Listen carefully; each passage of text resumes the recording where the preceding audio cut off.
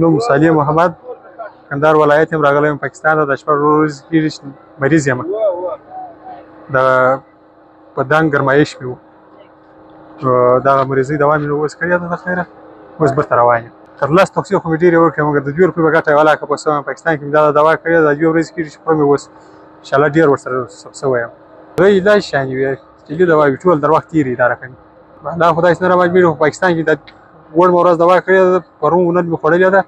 دومره په ګټه پوه سوی یم شپېچالی ده اصل د علاجونه د نور د ټول علاجونه ګره دا جدي دوا اوسه پورته سوي دي دا نه دي دا تر وخت تېرې دوا وي دا جدي دوا وي دا د ټول د دغو څخه پورته سوي دي چې واس یې کار وکړي راځي چې پاکستان ته چې باډران سره سم وي پاکستان یوه ګولۍ د افغانستان په ټول نقصان بالا